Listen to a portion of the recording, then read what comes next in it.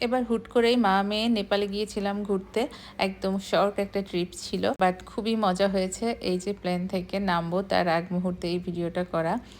যাই হোক, টাইম মতোই পৌঁছে গিয়েছিলাম, বাট এয়ারপোর্ট থেকে ইমিগ্রেশন শেষ করে বের হতে অনেক সময় লেগে গিয়েছিল, যার ফলে সন্ধ্যা লেগে গিয়েছিল। এয়ারপোর্ট থেকে বের হয়ে আমরা এয়ারপোর্টের উল্টা দিকে কিছু ফুড কোর্ট ছিল, ওখানে খেয়ে নিয়েছি। খেয়ে তারপরে যখন শহরের ভিতর দিয়ে যাচ্ছি আমাদের বাসায়, নেপালে আমাদের একটা ভাড়া বাসা আছে, তো যেতেই এত আলোকিত পুরা শহরটা, কারণ তখন চলছিল দীপাবলি বা ভাইটিকা যেটাকে বলে। ওরা খুব জাঁকজমকভাবে এই অনুষ্ঠানটা পালন করে, আর খুবই সুন্দর করে পুরা বাড়ি ঘর দোকানপাট পুরা শহরটাকে সাজায়। যাই হোক, ওটা দেখতে দেখতে আমরা বাসায় গেলাম। পরদিন সকালে উঠে আমি আমার বাসাটা প্রথম দেখতেছি, এই জন্য ঘুরে ঘুরে দেখতেছিলাম। পুরোটাতেই বাড়িওয়ালা থাকে, আর নিচের একটা ফ্লোরই ভাড়া দেয়া, বেশ ভালোই, খারাপ না, আমার কাছে ভালোই লেগেছে। আর খুব নিরিবিলি, খুব পিসফুল একটা জায়গা।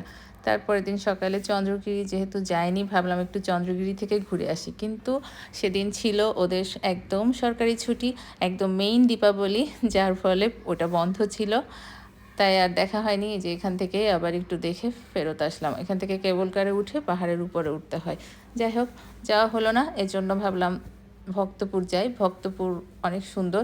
এর আগে 2বার নেপাল গিয়েছি, পোখারা নাগারকোট সব জায়গায় গেলেও চন্দ্রগিরি আর ভক্তপুর আমাদের যাওয়া হয়নি। এই জন্য এই 2টা জায়গায় যাওয়ার আমাদের প্ল্যান ছিল। তো যেহেতু একটা জায়গা ক্যান্সেল হয়ে গেল, তাই ভাবলাম এখন ভক্তপুরে আসি। ভক্তপুরে ঢুকতেই দেখি এরকম ধান টান করতেছে, ওদের বোধহয় এখন ধান উঠেছে, ধানের সিজন, এই জন্য কি সুন্দর করে ধান গুছাচ্ছে। এগুলো দেখতে খুব ভালো লাগতেছিল, শুধু আমি না, অনেক বিদেশি এগুলো ভিডিও করতেছিল। সো ওরাও কিছু মনে করতেছিল না, এই জন্য আমরা সবাই ভিডিও করতেছিলাম। আর এই যে ভক্তপুরের বিল্ডিংগুলো কি সুন্দর, অনেক পুরাতন এইসব বিল্ডিং। আর সবচেয়ে মজার ব্যাপার হচ্ছে আমি বারবার হাঁটতে হাঁটতে পিছিয়ে যাচ্ছিলাম, যেহেতু ভিডিও করতেছিলাম। তাছাড়া আমার পায়েও একটু ব্যথা ছিল, খুবই কষ্ট হচ্ছিল। তারপরে বাবার মেয়ে আগে আগে হেঁটে যাচ্ছে আর আমি পিছে পিছে আসতেছি, এই জন্য ওরা একটু বিরক্ত হচ্ছিল, কিন্তু কিছু করার নেই, পায়ে ব্যথা। যদিও আমি ভিডিও করলেও দৌড়াই দৌড়াই চলে যেতে পারি, পায়ে ব্যথার জন্য সেদিন আর দৌড়াইতে পারছিলাম না। তবে ভক্তপুরে যে বিষয়টা সবচেয়ে ভালো লাগে সেটা হচ্ছে এদের ঘর বাড়ি এত কম হাইটের, দরজা দিয়ে মানে আমি সোজাসুজি ঢুকতে পারবো না। আমি এত লম্বা না, তারপরেও আমি ঢুকতে পারবো না। একসময় বোধহয় নেপালিরা অনেক খাটো ছিল, এই ঘরবাড়ি দেখলে যা মনে হয়, কারণ মাথা বেঁধে যায় এমন অবস্থা। যারা অনেক লম্বা তারা তো একদম অনেক নিচু হয়ে ঢোকা লাগে। তো সেটা দেখেই মনে হয় যে ওরা একসময় অনেক ছোট ছিল।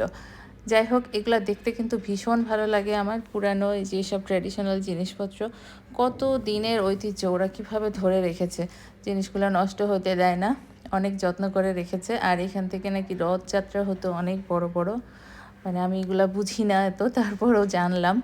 এই দেখেন কি সুন্দর, কোন আমলে কে করছে, কারা কি সুন্দর করে করছে। এটা একটা রাজার বাড়ি ভক্তপুরের, খুবই সুন্দর। আর এই যে আশেপাশে এরকম অনেক দোকানপাট থাকে, ওখানে টুপি আছে, নেপালি টুপি, আমার হাজব্যান্ড একটা কিনলো।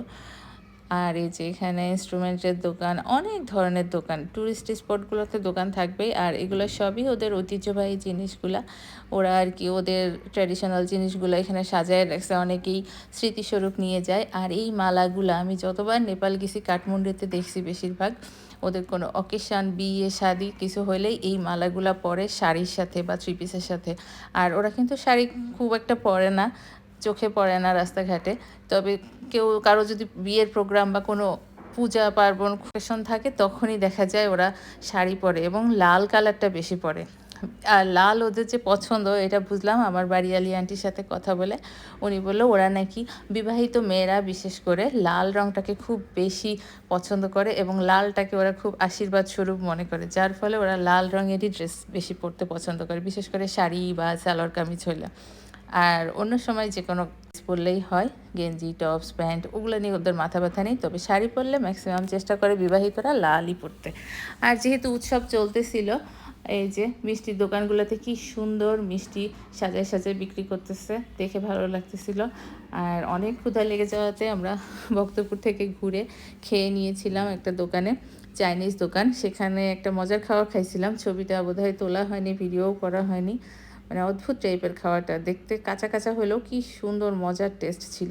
আমাদের আবার রাত্রে বাড়িয়ালি আন্টির বাসায় দাওয়াত ছিল বলে এখান থেকে আমরা একটা মিষ্টি নিয়ে গেলাম। এর মধ্য দিয়েই শেষ হয়ে গেল আমার একদিনের ঘোরাঘুরি। সবাই ভালো থাকবেন।